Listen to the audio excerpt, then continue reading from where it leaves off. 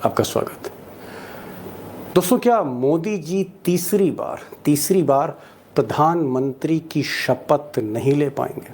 और क्या बीजेपी इस बार चुनाव हारने जा रही है? मोदी जी चुनाव हारने जा रहे हैं इस बार। और क्या बीजेपी का जो रथ है, विजय रथ है, वो 230 सीटों से आगे नहीं बढ़ पाएगा इस इलेक्शन में? अब ये जो चौंकाने वाला खुलासा है, मैं नहीं कर रहा हूं। ये खुलासा, ये दावा देश की वित्त मंत्री निर्मला सीतारमन के पति डॉक्टर पराकाला प्रभाकर कर रहे हैं। जी हां, मोदी सरकार की सबसे ताकतवर मंत्री कहे जाने वाली, अमित शाह के बाद सबसे ताकतवर मंत्री, वित्त मंत्री निर्मला सीतारमन के पति डॉक्टर प्रभाकर कर रहे हैं। और डॉक्टर प्रभाकर कोई मामूली आदमी नहीं है। वो लंदन स्कूल ऑफ इकोनॉमिक्स से पीएचडी हैं, जाने माने अर्थशास्त्री हैं, जाने माने राजनीतिक विश्लेषक हैं। इससे पहले भी कई भविष्यवाणी कर चुके हैं चुनाव के बारे में, और वो हमेशा जो उनके विश्लेषण हैं सटीक हुए हैं। अब दोस्तों, डॉक्टर प्रभाकर जो हैं वो कोई विपक्ष के नेता नहीं हैं, कोई पॉलिटिकल एक्टिविस्ट नहीं है, उनका कोई एजेंडा नहीं है, बल्कि वो मोदी सरकार के कामकाज को बहुत भीतर तक जानते हैं। और जो उनकी रिसर्च है वो बेजोड़ है, और आप कह सकते हैं कि इस सरकार की रग रग से वाकिफ है। उनकी पत्नी देश की वित्त मंत्री हैं। और सबसे बड़ी बात, डॉक्टर प्रभाकर एक जाने माने अर्थशास्त्री, जो मैंने पहले कहा, राजनीतिक विश्लेषक हैं। उनके राजनीतिक विश्लेषण, उनकी पॉलिटिकल एनालिसिस, चुनाव की एनालिसिस काफ़ी सटीक मानी जाती है। और पहली बार, फॉर द फर्स्ट टाइम, मैंने उनसे रिक्वेस्ट करी, आप लोगों की तरफ से रिक्वेस्ट करी कि प्लीज़ आप हिंदी में कोशिश करिए बोलने की। और उन्होंने कहा कि मैं कोशिश करूँगा हिंदी में इंटरव्यू देने की। तो ये बहुत ही विस्फोटक इंटरव्यू है। मैंने उनसे पूछा कि आप किस आधार पर कह रहे हैं कि 230 से आगे मोदी का रथ नहीं बढ़ेगा। और उनका ये कहना था कि ये पूरी फीडबैक देश भर से है, देश भर की जो फीडबैक है उसके आधार पर कह रहे हैं। आप आगे खुद सुनिएगा कि किस आधार पर वो ये कह रहे हैं कि मोदी जी तीसरी बार शायद प्रधानमंत्री ना बन पाए। एक और बड़ी बात, मैंने डॉक्टर साहब से पूछा कि मान लीजिए डॉक्टर साहब, अगर मोदी जी किसी तरह से, मोदी और शाह मिलकर सरकार बना लेते हैं, तब क्या होगा? और तब जो उन्होंने एनालिसिस दी वो बहुत ही चौंकाने वाली है। उन्होंने यहाँ तक कहा कि अगर 2024 का चुनाव मोदी जीतते हैं तो रीजनल पार्टीज़ के लिए बहुत बड़ा क्वेश्चन मार्क है। और क्वेश्चन मार्क, आगे इलेक्शन होगा कि नहीं होगा। देश तब one election, one nation, one leader, one party की तरफ बढ़ सकता है। इलेक्शन फिर 2029 में होना बड़ा मुश्किल है, ऐसी आशंका डॉक्टर प्रभाकर ने व्यक्त की। मैं आपसे गुजारिश करूंगा कि इस इंटरव्यू को आखिर तक देखिएगा, क्योंकि डॉक्टर प्रभाकर ना सिर्फ राजनीतिक विश्लेषक हैं, अर्थशास्त्री हैं, सरकार के कामकाज को समझते हैं, निर्मला सीतारमन वित्त मंत्री के पति भी हैं। आखिर तक सुनिए, बहुत कुछ आज आपको इस इंटरव्यू से देश के बारे में, देश किधर बढ़ रहा है, मोदी जी का रथ कहाँ फंसा है, बहुत कुछ आपको आज मालूम होगा। चलते हैं सीधे डॉक्टर प्रभाकर के पास। आप राजनीति पे भी बड़ी पैनी निगाह रखते हैं, बड़ी बारीक निगाह रखते हैं, आप नज़र रखते हैं राजनीति पे। मोदी जी आजकल कह रहे हैं कि साहब 400 पार एनडीए और 370 सीटें जो है वो बीजेपी की आ रही, 370 बीजेपी और एनडीए 400। जबकि आप कह रहे हैं कि साहब इलेक्टोरल बॉन्ड में घपला हो गया, मोदी जी की बड़ी बेइज्जती हो रही है, उधर बेरोजगारी भी बढ़ रही, महंगाई भी बढ़ रही। तो ये जो 400 पार है, ये 400 पार क्या है? मोदी जी वाकई 400 पार ला रहे हैं, या फिर ये एक प्रोपोगंडा है, ये सिर्फ एक नारा है, जुमला है ये? दीपक जी, आप तो वेरी एक्सपीरियंस्ड पॉलिटिकल ऑब्जर्वर हैं।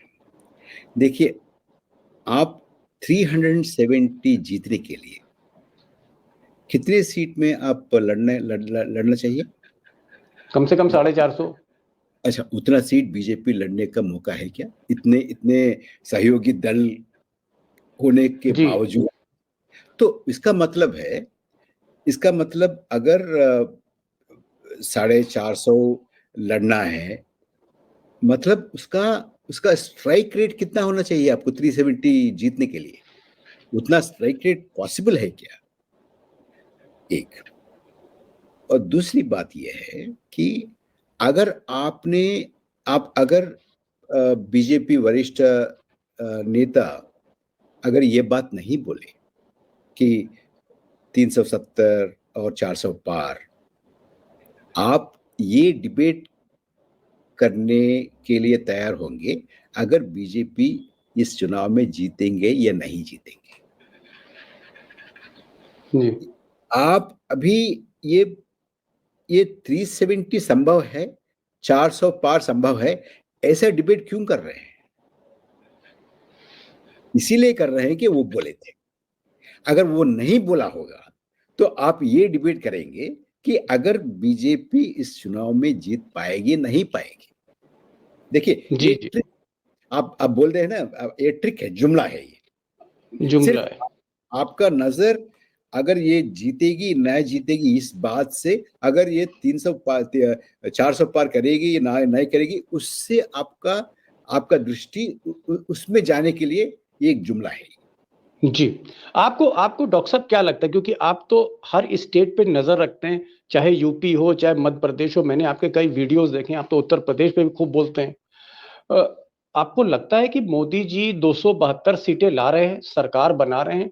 या आपका जो गट फीलिंग है, आपको लगता है कि नहीं, जो फीडबैक है कि 250 पर ये मोदी जी का रथ अटक रहा है? क्या मोदी जी 250 तक आपको जाते हुए दिख रहे हैं या 270 तक जाते हुए दिख रहे हैं? आपको क्या लग रहा है कि क्या मोदी अभी कंफर्टेबल हैं? अच्छा दीपक जी, मैं तो भविष्यवाणी नहीं बोल सकता हूँ, लेकिन इतना मैं बोल सकता हूँ कि मैं बहुत घूम रहा हूँ, लोगों से जी, बात हो रहे हैं। मैं सिर्फ एलीट से नहीं, लेकिन आम जनता से भी मैं आदमी बात। से, जी, आम आदमी नहीं, आम जनता से आम भी। जनता से। हुँ, जी, तो मैं कुछ दिन पहले मैं पुणे में था, उससे पहले मैं अहमदाबाद गया था। इससे पहले मैं बहुत घूम रहा हूँ। मैं किताब की वजह से बहुत मीटिंग्स चल रहे थे, मैं जा रहा हूँ। देखिए, ये इलेक्टरल बॉन्ड का, ये मोदी गेट का ये जो है ना घोटाला, कांड बाहर आया है, जी।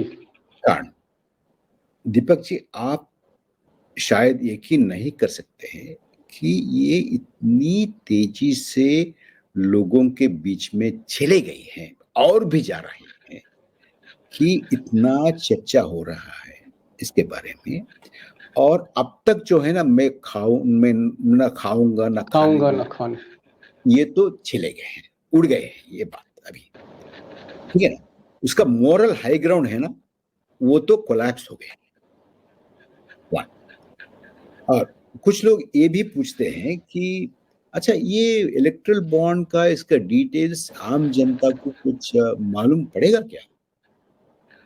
अच्छा दीपक जी ये बोलिए, 2G का डिटेल्स जनता को मालूम है क्या? मालूम कर सकते हैं जनता?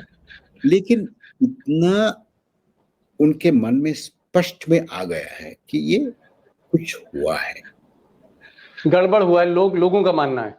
वो पैसा खा गया है। ये तो बहुत बहुत जोर से चले गए हैं, बहुत तेजी से चले गए। और अभी इस नैरेटिव के ऊपर भाजपा का और सरकार का पकड़ नहीं रही। ये नैरेटिव उनके हाथों से चले गए हैं। और ये भी है कि दूसरे पॉलिटिकल पार्टीज इसको पकड़ पाए क्या और इसका एडवांटेज ले पा रहे हैं क्या, ये भी एक एक सवाल उठता है। लेकिन मेरा ये मानना है कि ये अभी अभी जो चुनाव होने वाला है, ये चुनाव मोदी जी, भाजपा और एक नेता, उनका पार्टी, नहीं तो भाजपा का गठबंधन और दूसरा गठबंधन, इनके बीच में होने वाला चुनाव नहीं है ये चुनाव भाजपा मोदी एक तरफ, देश की जनता एक तरफ, ये लड़ाई अच्छा, होगी। आप कह रहे हैं कि ये पब्लिक वर्सेस गवर्नमेंट है, ये मोदी वर्सेस जनता है। जी। आप ये कहना चाह रहे हैं? मोदी हाँ, वर्सेस जनता? जी, मोदी वर्सेस जनता, बीजेपी वर्सेस जनता। अब देखिए दीपक जी, देश के जनता के सामने कोई लीडर, कोई दल स्ट्रांग, मजबूत नहीं है। तो ये आने वाले चुनाव में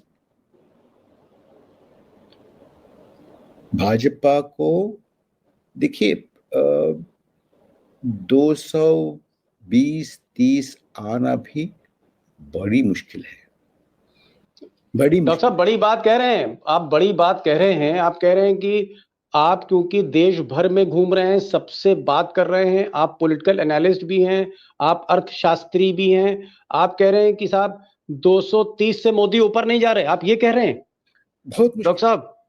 बहुत मुश्किल है। मैं बोल रहा हूँ, मैं जिम्मेदारी से बोल रहा हूँ, ऐसी नहीं है। नहीं नहीं, हम आप पर शक नहीं कर रहे। हम भाई, आप इतनी बड़ी शख्सियत है, आप पर हम शक क्यों करेंगे? लेकिन मैं कह रहा हूं कि आप कह रहे हैं 230, इसका मतलब कि मोदी जी की हालत खराब है, दाल पतली है बीजेपी की, आप ये कह रहे हैं कि बड़ा जी मुश्किल है। जी। आपको नहीं लग रहा है कि मोदी जी को तमिलनाडु से सीटें मिलेंगी, आंध्र प्रदेश से सीटें मिलेंगी, तेलंगाना से मिलेंगी? मोदी जी केरल जा रहे हैं, तमिलनाडु जा रहे हैं, आंध्र प्रदेश जा रहे हैं, और सीना ठोक के कह रहे हैं कि दक्षिण का दरवाजा खुला हुआ है, इस बार हर कीमत पर 370। मोदी 370 कह रहे हैं, आप 230 बोल रहे हैं। ये देखिए, आप सत्ता में जो रहते हैं ना, उनको जमीन पर क्या हो रहा है जानना बहुत मुश्किल है। वो गिरने तक भी हम टिके रहेंगे ऐसे ही सोचते हैं। ये जी, अभी वही हो रहा है। तो आपको क्या लग रहा है कौन से स्टेट्स हैं? मतलब बिहार है, बंगाल है, महाराष्ट्र है, हरियाणा है, कौन से स्टेट हैं जो मोदी जी के लिए बहुत डिफिकल्ट हैं? नहीं, अब देखिए, जो आपने स्टेट्स का नाम जिक्र किया है, ये सब में बीजेपी का संख्या घट रही है, घटेगी। कर्नाटक में भी? जी, कर्नाटक में बहुत। अब देखिए, उधर सरकार तो आपने खो गए थे ना। जी हाँ, चलिए। इतना कैंपेन, प्राइम मिनिस्टर खुद का कैंपेन के बावजूद अब तो सरकार खो गई। जी, और जी, तेलंगाना में तो आप बैठे हैं, हैदराबाद में तो, हैदराबाद सबसे में मोदी जी कह रहे हैं, हैदराबाद में जहां के आप एक्सपर्ट हैं, आप वहीं बैठते हैं, हैदराबाद दिल्ली में, क्या तेलंगाना में 17 में से 10 सीट मिल रही है मोदी जी को? मोदी जी कह रहे हैं, अमित शाह कह रहे हैं, हम 10 सीट ला रहे हैं। एक दो मिलना मुश्किल है। एक दो? जी, इससे ज्यादा मिलेगा नहीं, वो अगर आए तो। अभी 4 है। डॉक्टर साहब, आपकी बातों पर यकीन करना बड़ा मुश्किल हो रहा है। मुझे लग रहा है मोदी शाह ये इंटरव्यू देखेंगे तो पता नहीं, उनको तो गश आ जाएगा कि भाई, डॉक्टर प्रभाकर कह रहे हैं तेलंगाना में 2 सीट नहीं मिलेंगी, आप कह रहे हैं कि 230 से आगे मोदी बढ़ नहीं रहे। आपको क्या लगता है कि कहीं ना कहीं मोदी जी की पार्टी में, मतलब बहुत ज्यादा अनरेस्ट है? क्या पार्टी जो है उसके अंदर बगावत है, या फिर क्या कहते हैं आरएसएस और बीजेपी में टकराव है, या मोदी जी डिक्टेटर हो गए? आखिर कारण क्या है? पार्टी वाइज अगर आप देखेंगे कि ये जो मोदी फेल होने जा रहे हैं, उसके पीछे 2-3 कारण क्या दिखते हैं आपको? आप देखिए, बेरोजगारी, महंगाई, और जी। इतना अनरेस्ट है देश में। मणिपुर, लद्दाख, इसका असर आप इसको अंडरस्टेट मत कीजिएगा। आप बेरोजगारी का इफेक्ट, उसका असर आप अंडरएस्टिमेट मत कीजिएगा। महंगाई के बारे में आप अंडरएस्टिमेट मत कीजिएगा। आप देखिए, आपको आपको तो सम सेंस होगा ना कि हमारे हमारे रूरल सेक्टर में क्या स्थिति है आज।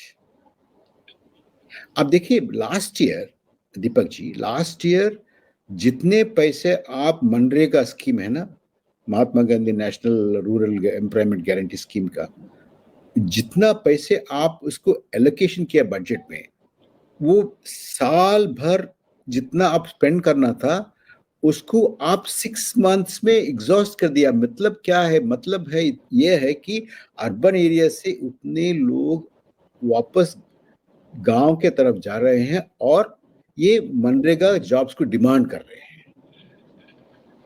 तो अनरेस्ट देखिए, और वेजेस तो स्टैग्नेंट हो गया है, जी, और तनख्वाह नहीं बढ़ रही। तनख्वाह नहीं बढ़ रहे हैं। अब देखिए, हमारे नौजवान के बीच में हमारे बेरोजगारी, अभी नौजवान के जी, बेरोजगारी, आप आईएलओ को रिपोर्ट देखिए, आ गया था 4-5 दिन पहले। जी, और वो आप वो आंकड़े बाजू में रखिए, लेकिन देखिए हमारे नौजवान आज गाजा जाने के लिए तैयार है, रोजगार के लिए। रोजगार के लिए। ये भी जानते हैं कि वहां युद्ध है। वो हाँ, रशिया जा रहे हैं, यूक्रेन जा रहे हैं लोग। यूक्रेन जा रहे हैं और गाजा जा रहे हैं। ये मालूम है कि वो जीवित आ सकते या नहीं आ सकते, ये शक है, फिर भी जाने के लिए तैयार है। आप देखिए इतना सीरियस है बेरोजगारी। कंडीशन। आपको लगता है, अगर मैं, क्योंकि आप एक अच्छे ऑब्जर्वर हैं, पॉलिटिकल ऑब्जर्वर हैं, आप आर्थिक नीतियां तो समझते हैं, आपको लगता है कि मोदी जी का जो एटीट्यूड है वो एक तानाशाह की तरह है, डिक्टेटर की तरह है, और कहीं ना कहीं पार्टी में उनके जो मंत्री हैं, बड़े नेता, सब डरते हैं मोदी जी से? क्या ये बात सही है? अच्छा डिक्टेटर टाइप के हैं? दीपक जी, एक एक बात तो अभी तक तो हम सब लोगों को साफ हो गया कि अभी जो गवर्नमेंट है दिल्ली में, सरकार जो है दिल्ली में, ये डेमोक्रेटिक नहीं है। मोदी जी की सरकार डेमोक्रेटिक नहीं है? बिल्कुल नहीं है। अब देखिए आप कहीं सुना है, देखा है, सारे दुनिया में 145 एमपीस को सस्पेंड करके हाउस चलाना किसी डेमोक्रेटिक सोसाइटी में, किसी डेमोक्रेटिक कंट्री में हो सकता है क्या? हमारे हमारे यहाँ हो गया, हुआ। और ये कहीं आपने देखा है कि एक राज्य तकरीबन 1 साल से जल रहा है, मणिपुर। मणिपुर, और आपका अखबार छापती नहीं, आपका टीवी स्टूडियोज बोलते नहीं, बहस करते नहीं, प्रधानमंत्री जाते नहीं, मंत्री जाते नहीं, उधर का लोगों का आवाज क्या है हमको सुनाई देते नहीं, उधर का इंटरनेट नहीं, कुछ भी नहीं। ये क्या बोलते हैं? ये इसकी डेमोक्रेटिक बोलते हैं? अगर इसको डेमोक्रेटिक बोलना है तो आप डेमोक्रेसी का पूरा डेफिनेशन बदलना पड़ेगा ना। जी। नहीं, तो अच्छा, आप क्या कहना चाह रहे हैं? डॉक्टर साहब, आप बहुत बड़ी बात कह रहे हैं। आप कह रहे हैं कि दिल्ली में मोदी की जो सरकार है वो लोकतांत्रिक नहीं है, डेमोक्रेटिक नहीं है, डेमोक्रेटिक वैल्यूज नहीं है, मीडिया को हाथ में रखा हुआ है, सब कुछ मनाही है। तो ये जो मोदी के मंत्री हैं, बड़े बड़े मंत्री, राजनाथ सिंह, गडकरी वगैरह, अमित शाह वगैरह, क्या इनकी भी मोदी के आगे नहीं चलती है? आप ये कहना चाह रहे हैं? मोदी जी किसी की सुनते नहीं क्या? मंत्री की भी नहीं सुनते? दीपक जी, मैं इसके बारे में टिप्पणी मैं नहीं कर सकता हूँ।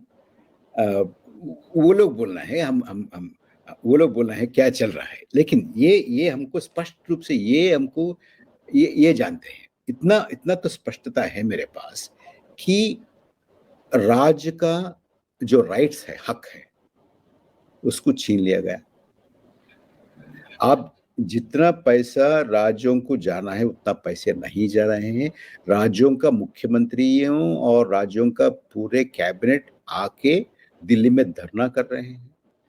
और लद्दाख में इतना बड़ा मूवमेंट था, इतने दिन अनशन था सोनम वांगचुक जी का, कुछ उसके ऊपर बहस नहीं। आपका टेलीविजन क्या कर रहे हैं? आपका आपका न्यूज़पेपर्स क्या कर रहे हैं? कुछ टेलीविजन स्टूडियो इसके बारे में कुछ बोल सकती क्या टुडे? आज कुछ लिख सकते हैं, कुछ छाप सकते हैं, आप जैसे लोग कुछ कर रहे हैं। लेकिन मेन स्ट्रीम मीडिया को क्या हो गया है?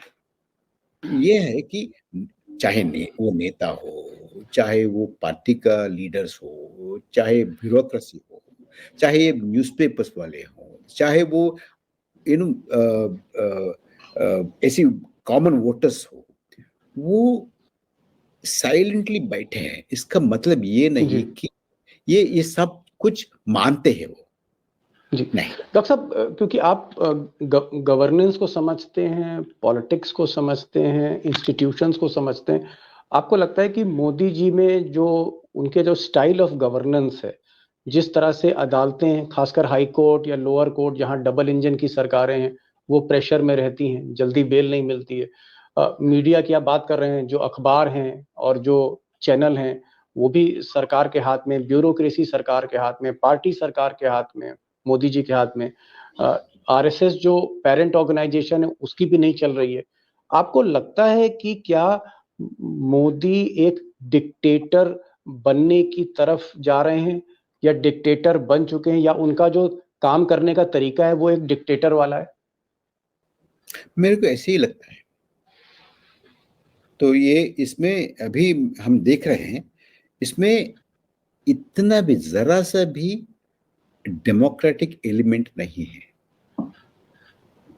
आप देखिए दीपक जी, मैं I just give you one example. जी आप मानते हैं कि देश में सबसे बड़ा सेक्टर एग्रीकल्चर है, जी कृषि है, और कृषि के ऊपर डायरेक्टली और इनडायरेक्टली बहुत लोग डिपेंड करते हैं, है ना? जी और इतना इतना बड़ा सेक्टर के ऊपर आप 3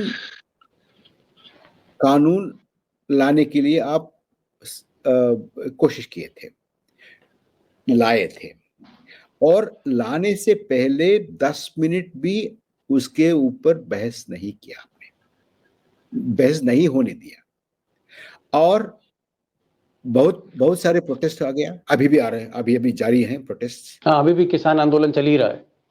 आप उसके बारे में सुनते हैं क्या? नहीं, कोई खबर नहीं आती। पढ़ते हैं क्या? क्या नहीं। डेमोक्रेटिक सोसाइटी में ऐसा ऐसा हो सकता है क्या? एक चीज जो डॉक्टर साहब, एक जो आप बता रहे हैं कि डिक्टेटर हैं और डिक्टेटर की तरह फैसले लेते हैं, मान लीजिए आप तो कह रहे हैं 230 से मोदी आगे नहीं बढ़ रहे हैं, मान लीजिए कि किसी तरह से कोई बड़ा खेल करके मोदी जी सरकार बना लेते हैं, 272 तक पहुंच जाते हैं। अगर तीसरी बार मोदी जी की सरकार बनती है, बहुमत की सरकार बनती है, तो आपको क्या लगता है देश में फिर आगे क्या होने जा रहा है अगर मोदी फिर से प्रधानमंत्री बनते हैं? Deepak ji, if at all जी ऐसी संभावना है, if at all that happens, आप फिर और एक चुनाव की उम्मीद आप मत कीजिएगा। मतलब 2029 में चुनाव नहीं होगा फिर? 24 का कुछ चुनाव जो होगा अभी, अगर ये सरकार वापस आए तो उसके बाद चुनाव होगा ही नहीं। और देश का संविधान, देश का भी जो नक्शा है आपके सामने, ये पूरे बदल जाएगा। आप इसको पहचान भी नहीं सकते। और एक बात, अभी जो उसको काटो, उसको ये करो, उसको बाहर कर लो, उसको जाने दो, उधर पाकिस्तान जाने का है, ये इसको ये करना है, ये ऐसी बातें आप सुने दे रहे हैं ना आपको, इधर से उधर जी हाँ, से, सुनते हैं। हाँ उत्तराखंड से और धर्म संसद से, इधर से उधर से, इसको ये नहीं खाना है, उसको वो नहीं खाना है, ऐसे ऐसे ऐसे सुन रहे हैं ना आप? ये जी। ऐसी बातें आप ऐसी बातें लाल किले से सुनेंगे। ओहो, मतलब आप कह रहे हैं कि ये बातें प्रधानमंत्री खुद कहेंगे लाल किले से, यानी सरकार खुद कहेगी ये कि यूनिफॉर्म सिविल कोड आएगा, ये करो, ऐसा करो, वैसा करो? ये आहिस्ता आहिस्ता, चुपके चुपके विस्परिंग कैंपेन नहीं होगा। ये बिल्कुल आगे खुला खेल, खुला खेल, खुला खेल, पूरा पूरा। It won't be open. Dog whistles, it be open calls. इतना but is the danger. That's the and danger. आप ये भी मत सोचिए कि अभी क्या है वो मणिपुर में हो रहे हैं, हमारे यहाँ होने का संभावना भी नहीं, ऐसे भी मत सोचिएगा। जो जी। आज मणिपुर में हो रहे आपके इलाके में हो सकता है, हमारे इलाके में हो सकता है, हमारे राज्य में हो सकता है, आपके राज्य में हो सकता है, कहीं भी हो सकता है।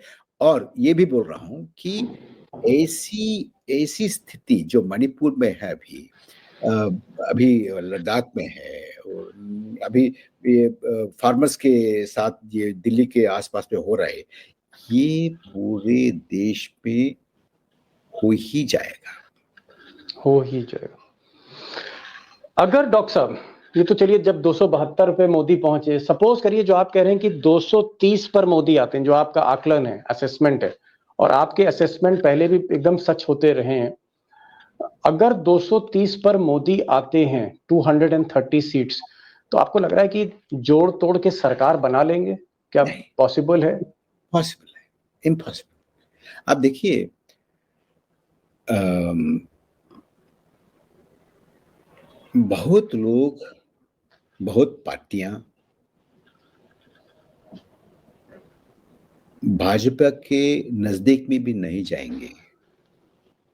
अच्छा, नहीं तो आप क्योंकि पीछे जगन रेड्डी हो, नायडू बाबू हो, नवीन पटनायक हो, इस तरह ये के लोग भी मोदी को सपोर्ट नहीं करेंगे अगर बहुत 230 235 मोदी आते हैं?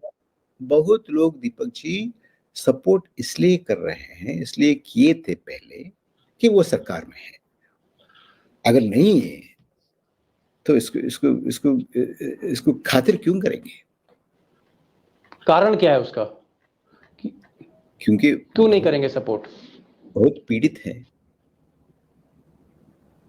मतलब They're आप all- ये कह रहे हैं कि जो जगन मोहन रेड्डी हैं, आंध्र प्रदेश के मुख्यमंत्री हैं, या उड़ीसा के मुख्यमंत्री नवीन पटनायक हैं, ये लोग भी सपोर्ट नहीं करेंगे?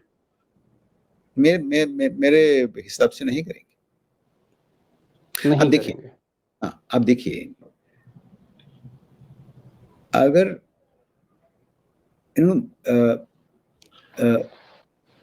रिस्पेक्ट है तो अच्छे दोस्ती है, तो कुछ बात भी हो सकती है, लेकिन स्थिति ऐसी नहीं है ना।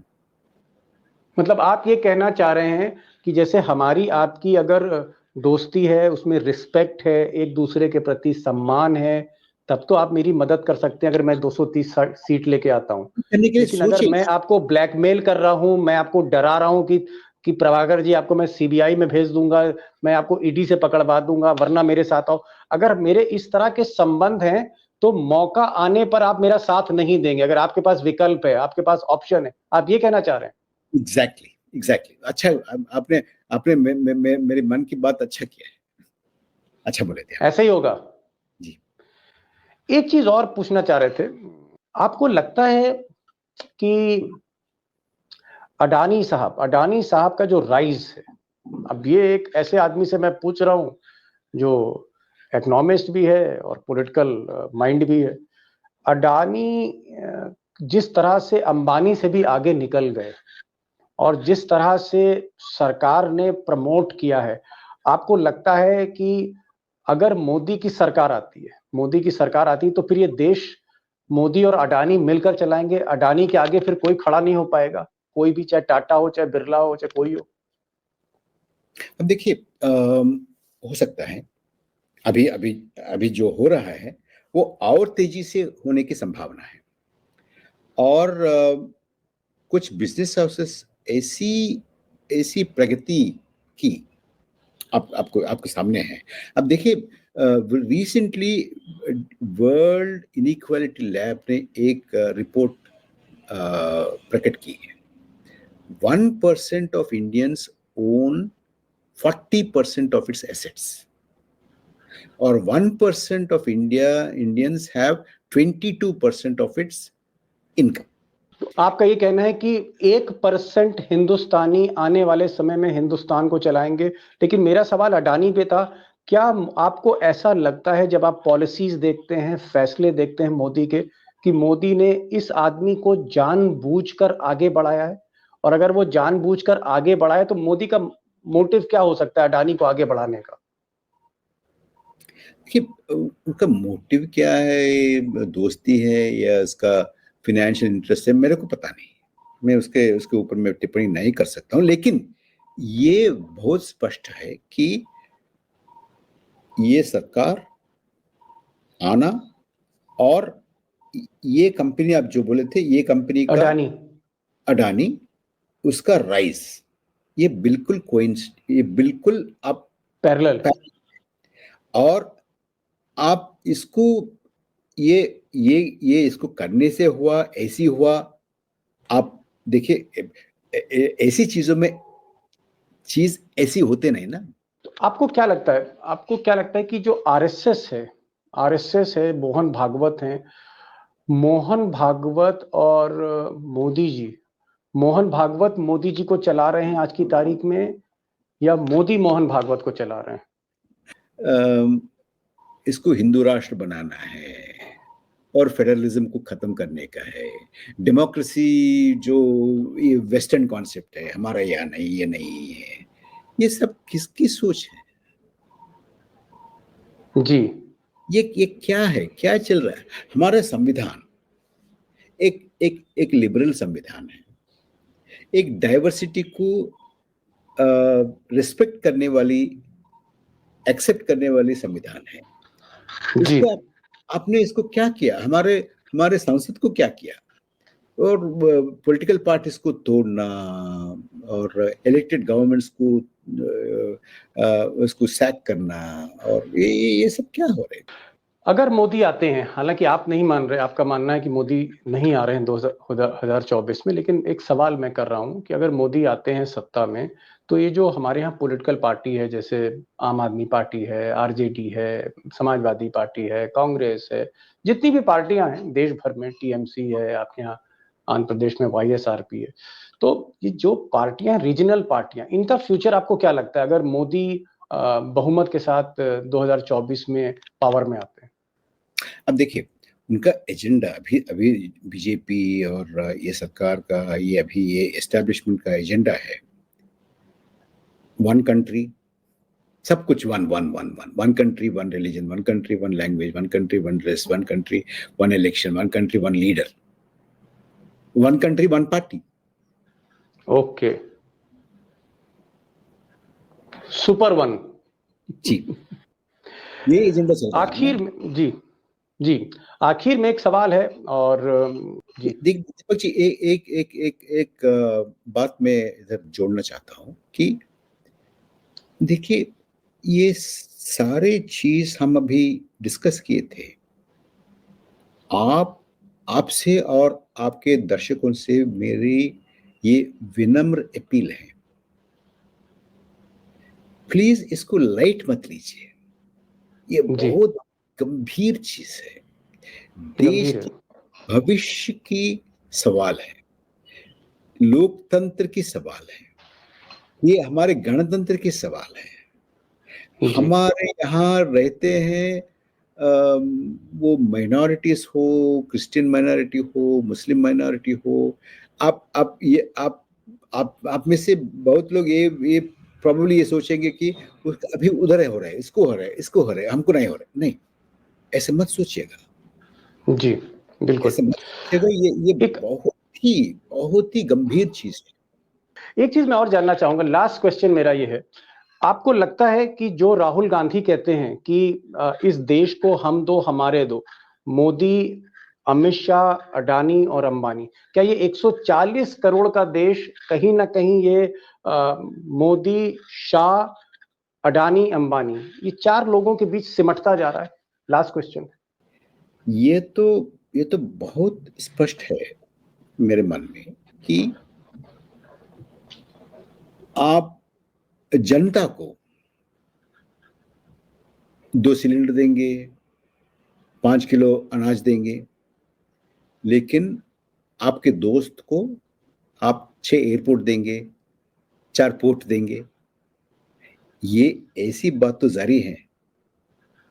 जी सही है, आपने प्रभाकर जी बहुत अच्छी बात की, बहुत अच्छे नोट पर हम इस प्रोग्राम को इसको विराम दे रहे हैं। आपने कहा कि जनता, ये देश की जो जनता है, जो मालिक मुख्तार है डेमोक्रेसी की, उस जनता को आप 5 किलो अनाज दे रहे हैं या फिर सिलेंडर दे रहे हैं गैस का, और अपने दोस्त को आप एयरपोर्ट दे रहे हैं, बंदरगाह दे रहे हैं। ये आपने एक फर्क बताया है। डॉक्टर प्रभाकर आप आए और मुझे लग रहा है क्योंकि चुनाव अब धीरे धीरे आगे बढ़ रहा है और आप क्योंकि पॉलिटिकल एनालिस्ट भी हैं और जो आपने आज बातें राजनीति पर कही कि मोदी के बाद क्या होगा, ये देश कहाँ जा रहा है, किधर की तरफ बढ़ रहा है, या मोदी अगर 272 लाते हैं तो कितनी तेजी से यहाँ परिवर्तन आएगा। और आपने जो एक बात कही कि आपको जो फीडबैक मिल रहा है, आपने कहा कि ये जो इलेक्शन है पब्लिक वर्सेस बीजेपी है, जनता बनाम मोदी आप ये बता रहे हैं इलेक्शन है, और इसलिए आपको लगता है कि मोदी कहीं ना कहीं 230 पे खड़े हैं, क्योंकि भीतर ही भीतर हमारे देश में, हमारे हिंटरलैंड में, इंटीरियर्स में लोग परेशान हैं, लोग शहर से गांव की तरफ जा रहे हैं क्योंकि रोजगार नहीं है, और गांव की तरफ इसलिए जा रहे हैं कि कम से कम मनरेगा का उनको कहीं ना कहीं कुछ पैसा मिल जाए, राशन मिल जाए। ये जो आपने स्थिति खींची, जो स्केच खींचा है, मैं अपने दोस्तों से कहूंगा कि डॉक्टर प्रभाकर को सिर्फ आप निर्मला सीतारमन के हस्बैंड के तौर पे मत जानिए, इनको आप एक इकोनॉमिस्ट के तौर पे देखिए। एक ऐसा क्रांतिकारी आवाज है जो देश को सामने आज खुलकर बोल रहा है, ये बड़ी बात है। डॉक्टर प्रभाकर, आपके जो प्रयास हैं, जो कोशिशें हैं, जो एफर्ट्स हैं, जिस तरह से आप रोशनी डाल रहे हैं जहां जहां अंधेरा है, उसको मैं सैल्यूट करता हूं। और मैं चाहूंगा कि आप हमारे शो पर आते रहें और इसी तरह से प्रकाश डालते रहें। और आपने आज जो हिंदी बोली वो भी बहुत गजब की बोली, लगता ही नहीं था कि आप हिंदी नहीं जानते। Thank you so much for joining this programme. Thank you so much doctor Prabhakar.